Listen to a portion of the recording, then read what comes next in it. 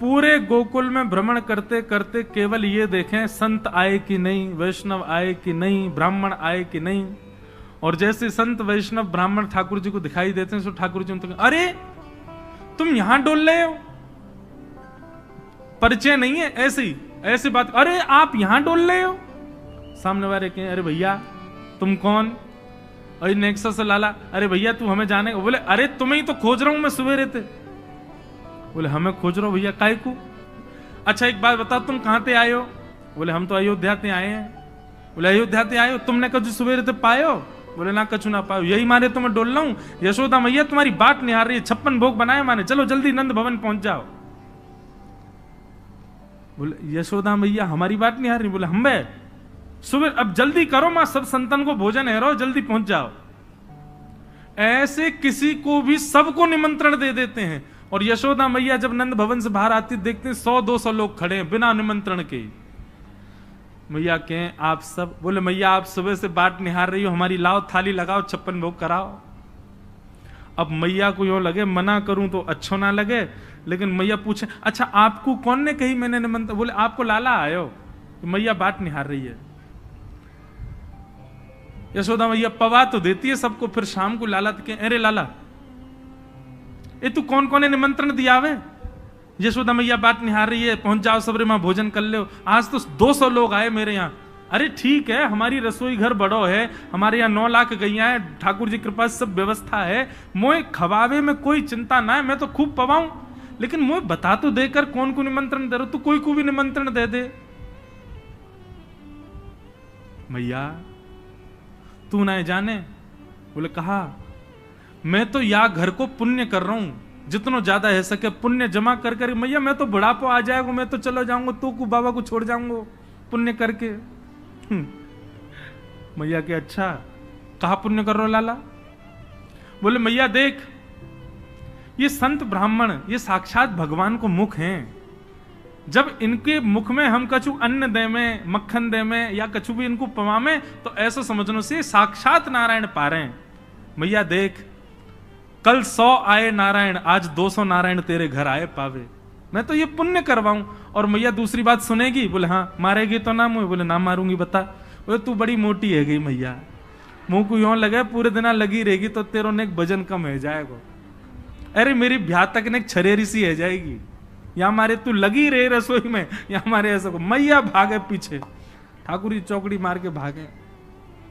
ऐसा ऐसा उधम मचा में ठाकुर जी द्विज ब्राह्मण संत वैष्णवों को जा जा करके बिना निमंत्रण के निमंत्रित कर देते हैं। सब नंद भवन आ जाओ, आज सबन को भंडारो है।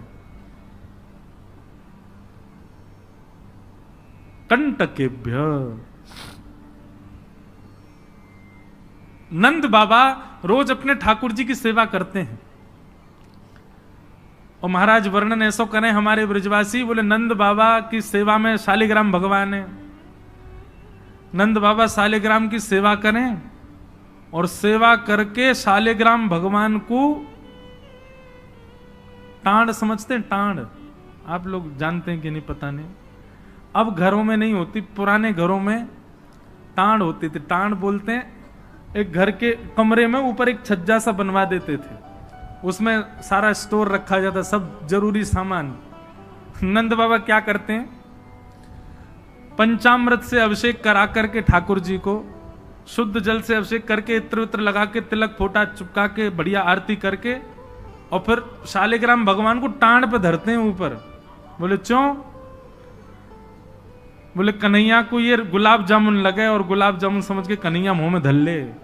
शालिग्राम भगवान ने कन्हैया को यूं लगे, बोले कि ये रोज रोज जय जय जो है का है, ये शालिग्राम जो है का है।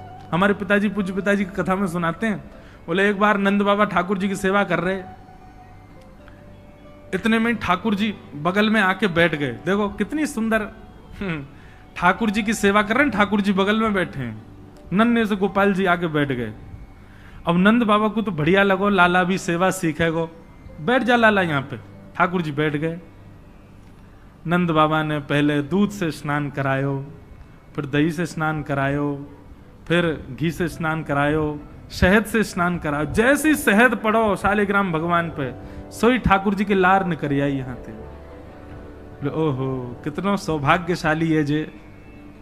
मैं हूं मैया ते कहूंगा मैया तू मोको पानी ते मत नवाए कर, वह पानी में कुछ स्वाद ही ना होवे, सहत ते नवाए कर, नहाते नहाते खाऊ ले करूंगा बीच में। अच्छा एक बात बताऊं, ये पंचामृत अभिषेक ठाकुर जी को प्रिय क्यों है?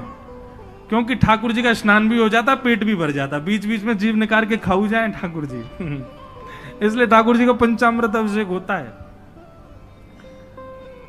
ये, और ये वास्तविकता है। अब जब ऊपर से सब पड़ता है, पहले दूध फिर घी दही शहद आदि सब ऊपर से पड़ता है, तो मुख पे होकर के आता है, तो जब यहाँ आवे so next so Thakur ji मुंह खोल के जीभ निकाल लें, बीच बीच में स्वाद भी लेते रहे।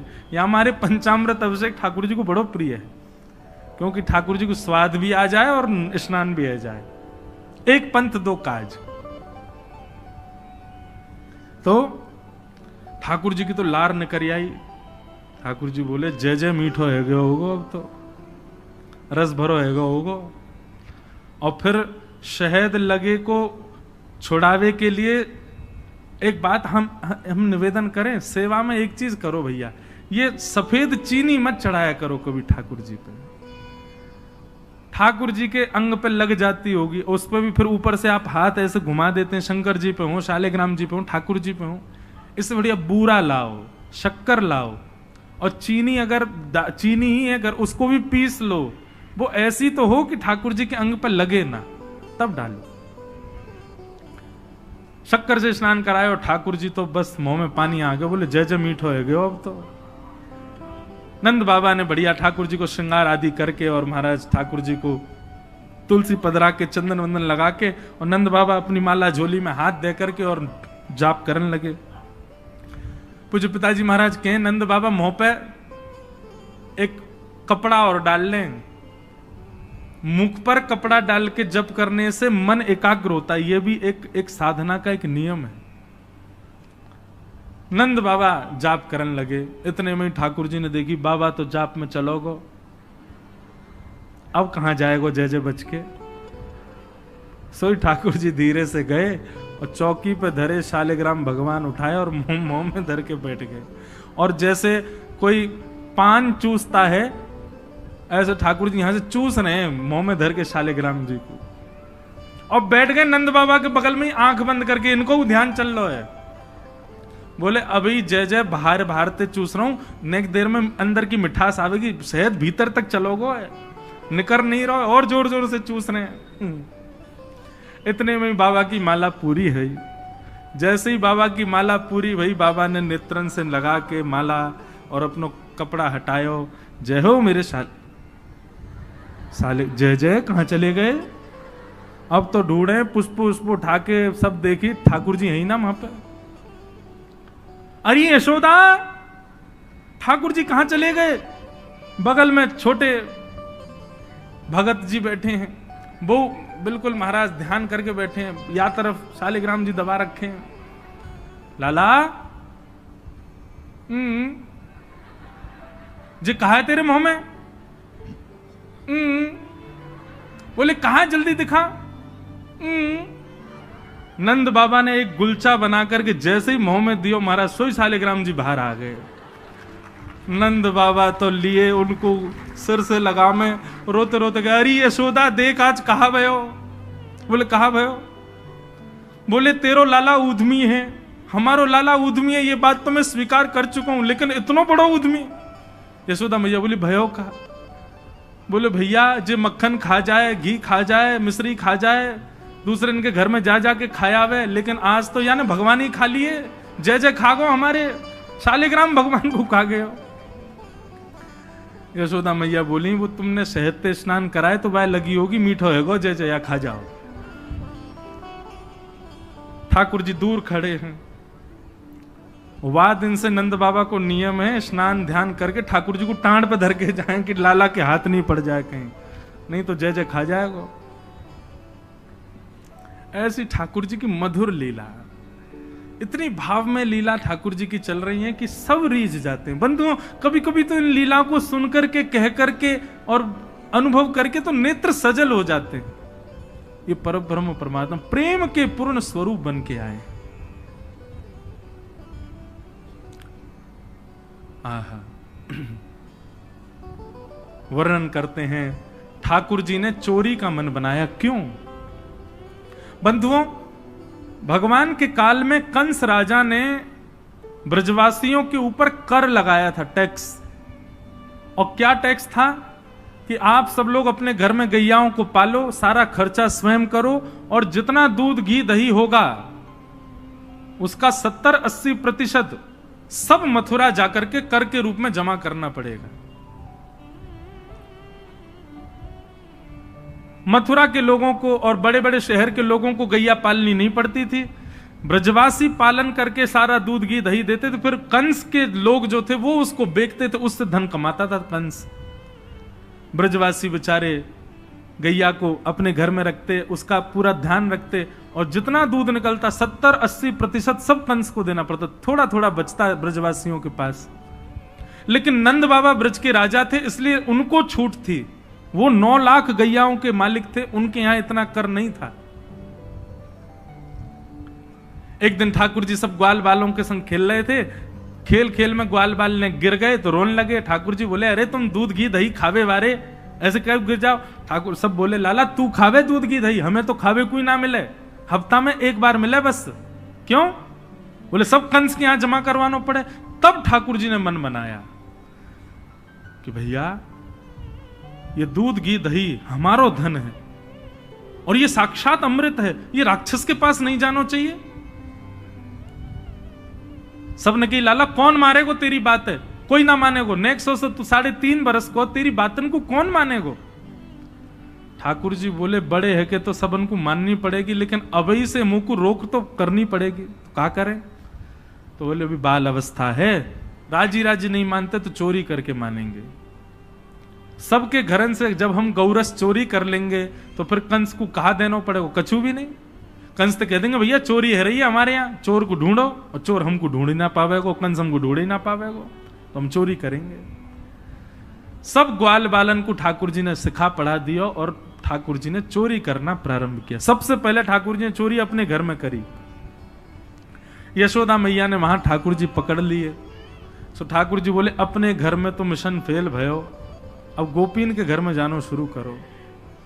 ठाकुर जी ने अपनी रजिस्टर्ड एक संस्था बना ली, बाल गोपाल चौर प्रचार प्रसार मंडल, और उसके अधिपति, उसके प्रेसिडेंट बने 3.5 वर्षीय श्री कृष्ण।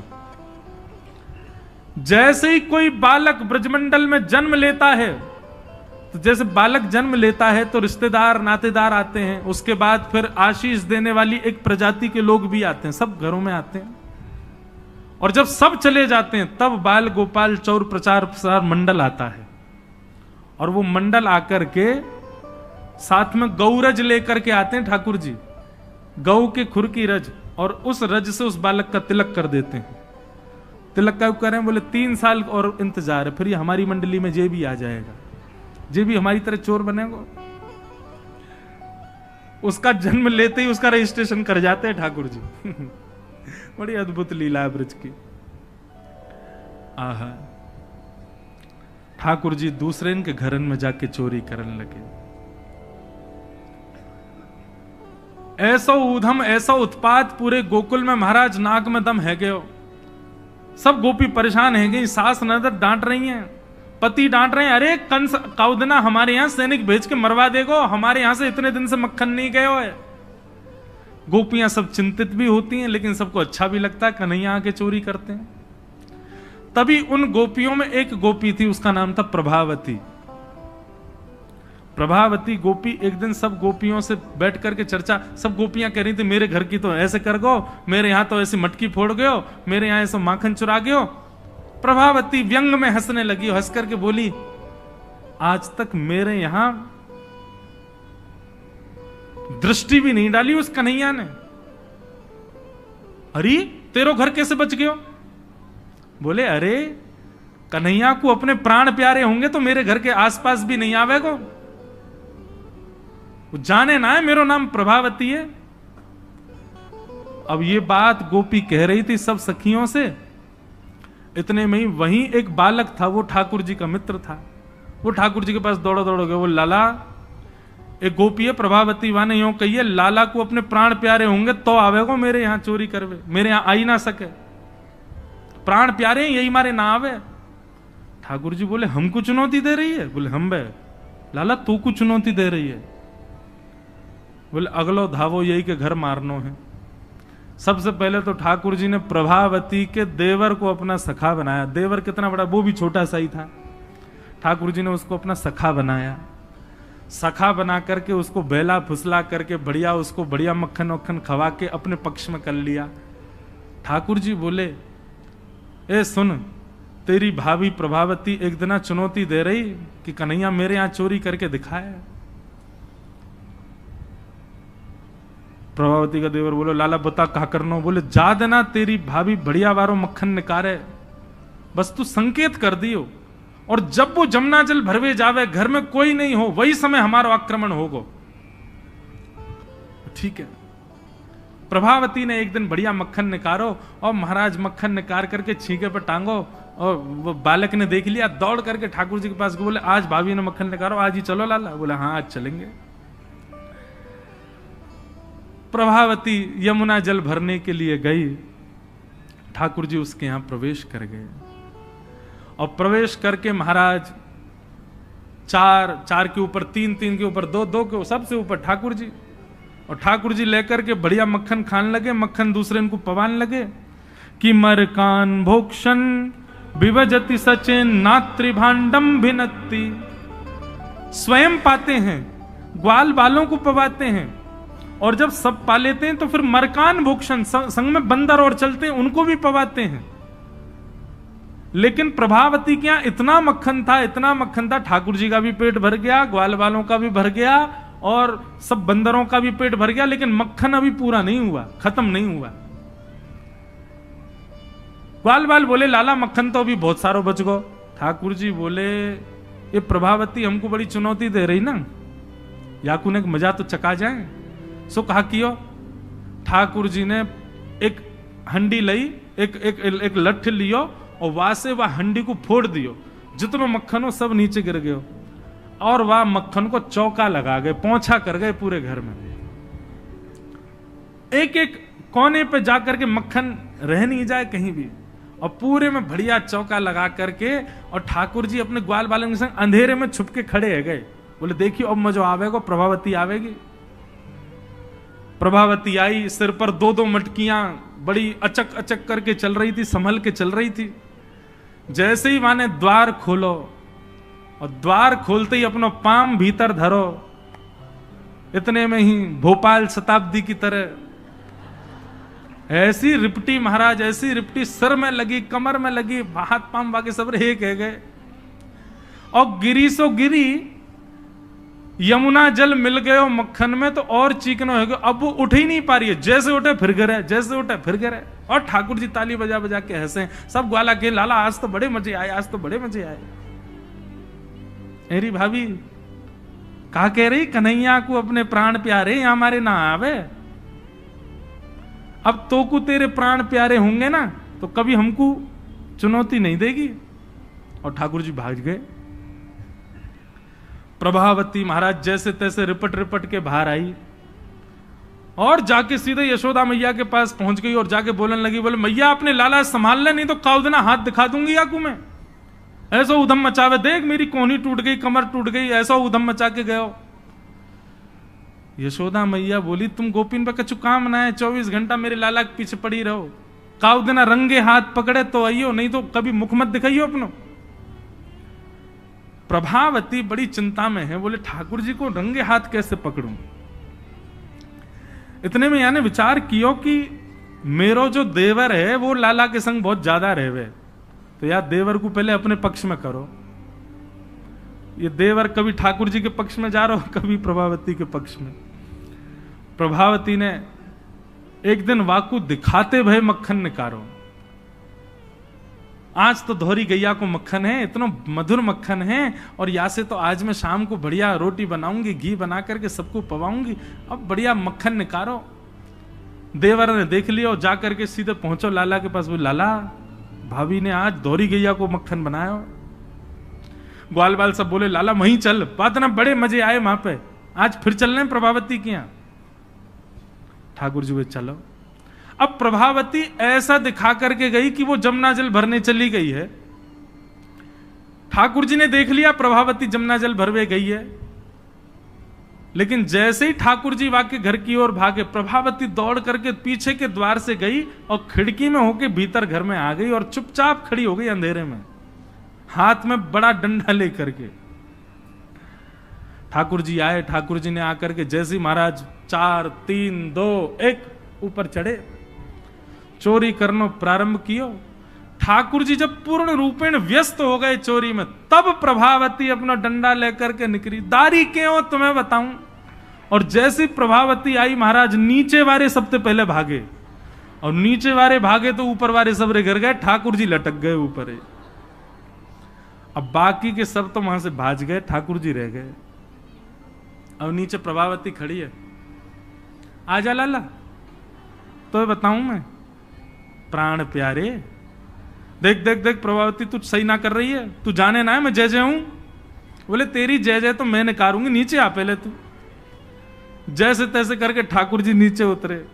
प्रभावती बोले देख तुम तो को मुंह पे दया ना आवे, मैं कितनो सीधो साधो भोरो सो प्यारो सो। देख मैं तू वचन दूं, आज के बाद नहीं आऊंगा तेरे घर, तू अब कछु मत करे, तू मुंह को मारे मत। बोले ना ना मारूंगी ना लाला, इतना कोमल सो मेरो लाला, वाकू कैसे मार सकूं मैं। ठाकुर जी बोले हाँ जी, तो मैं मारी हूं मत। बोले मारूंगी ना तो को पकड़ के यशोदा को दे के आऊंगी आज मैं, वो बतावेगी तो। बोले या तो बढ़िया, तो तू मार ले मोह, लेकिन यशोदा मैया के पास मत ले जा, ऐसा मत करे। बोले ना आज तो तू यशोदा ही बतावेगी तो।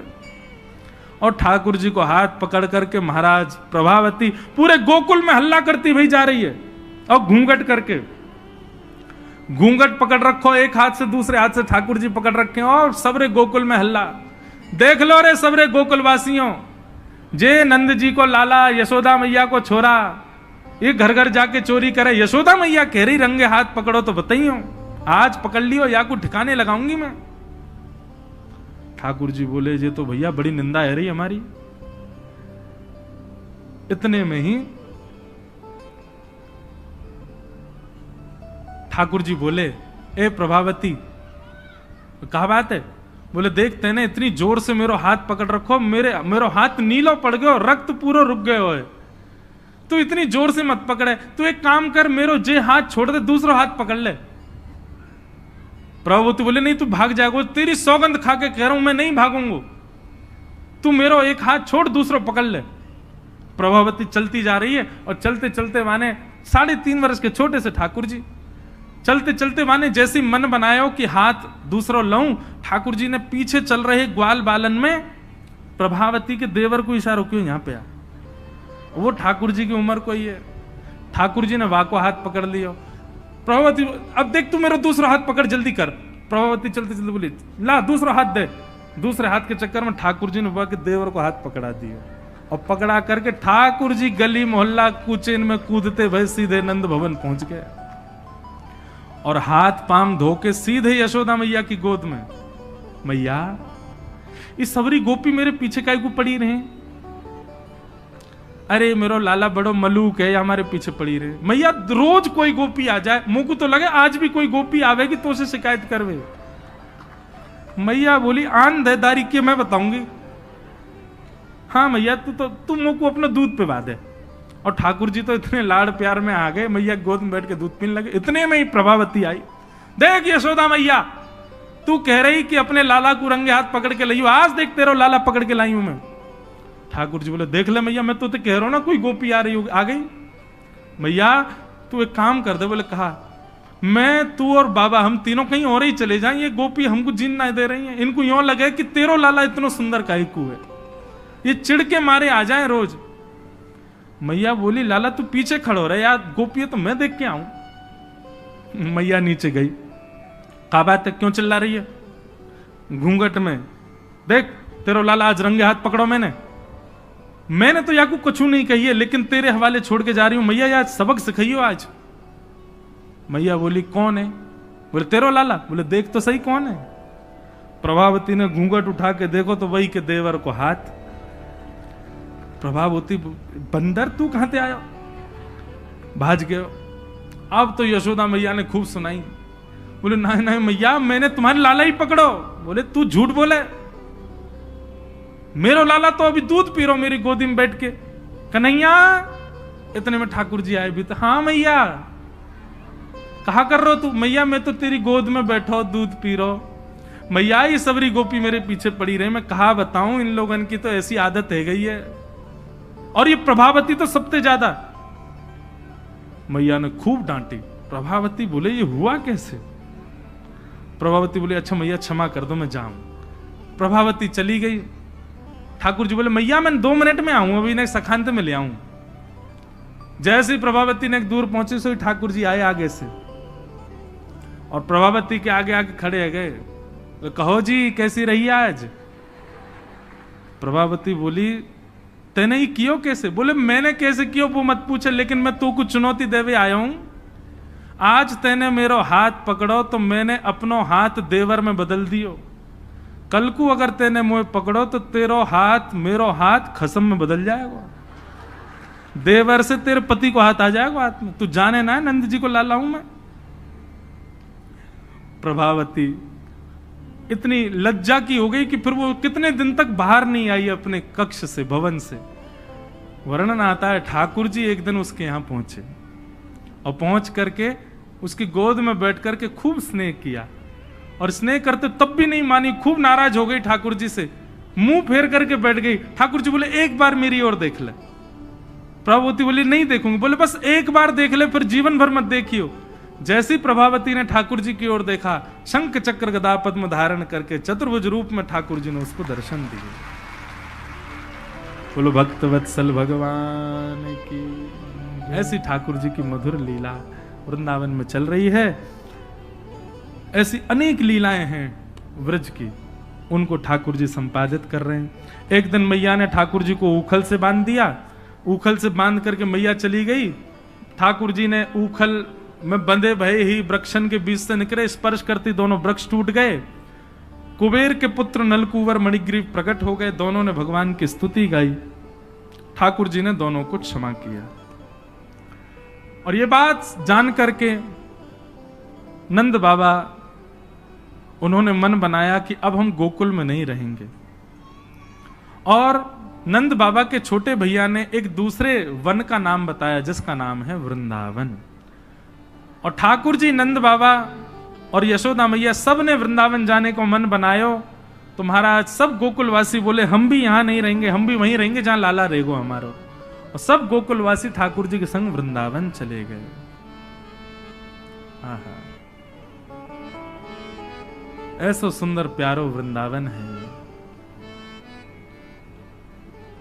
लागे वृंदावन निको अली माने, लागे वृंदावन निको। लागे वृंदावन निको अली माने, लागे वृंदावन निको लागे। लागे वृंदावन निको अली माने, लागे वृंदावन निको लागे। लागे वृंदावन निको अली माने, लागे वृंदावन निको। लागे वृंदावन निको अली माने, लागे वृंदावन निको। ओ घर घर तुलसी ठाकुर सेवा, घर घर तुलसी ठाकुर सेवा। घर घर तुलसी ठाकुर सेवा, घर घर तुलसी ठाकुर सेवा। दर्शन गोविंद जी को आली माने, लागे वृंदावन नीको। दर्शन गोविंद जी को आली माने, लागे वृंदावन नीको। लागे वृंदावन नीको आली माने,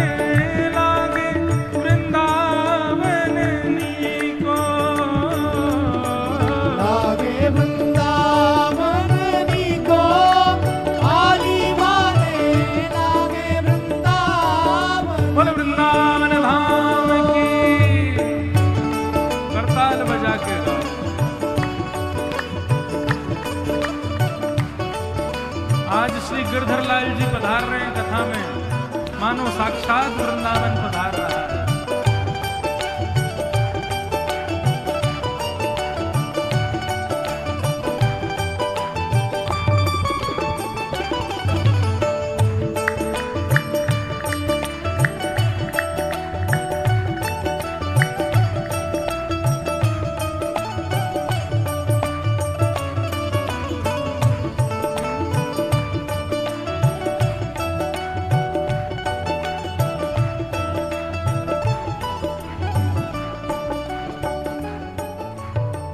रतन सिंहासन आप विराजे, रतन सिंहासन आप विराजो, रतन सिंहासन आप विराजे, रतन सिंहासन आप विराजे। कैसे?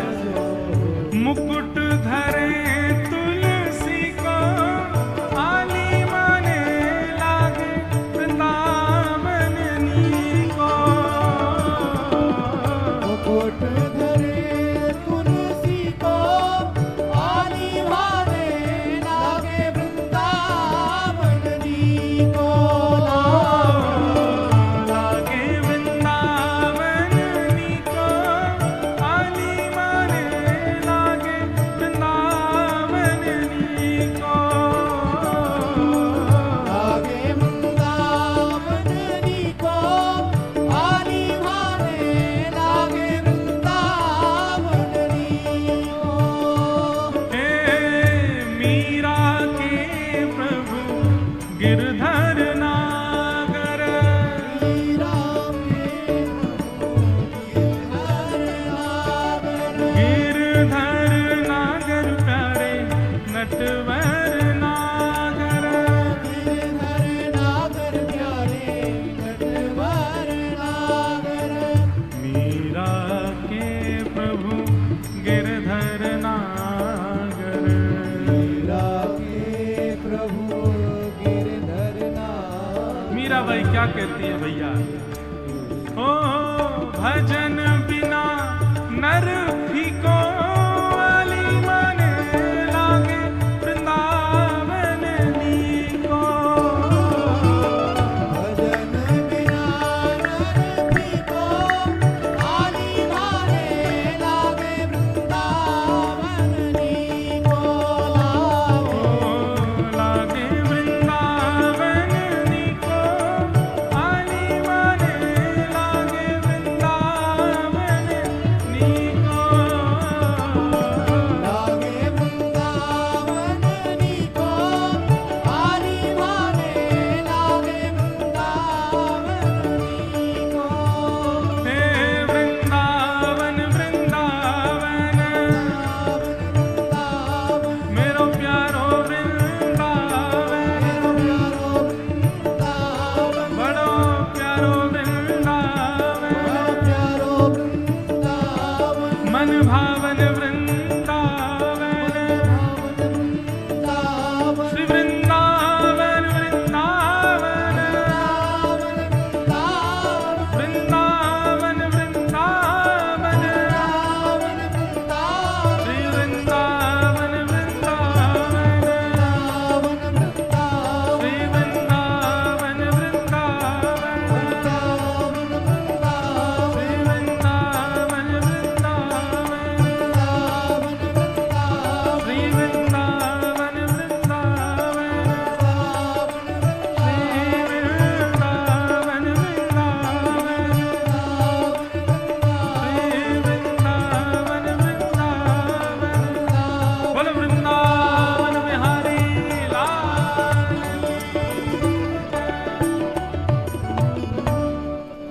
वृंदावनं संप्रविश्य सर्वकाल सुखावहम्। सबको बहुत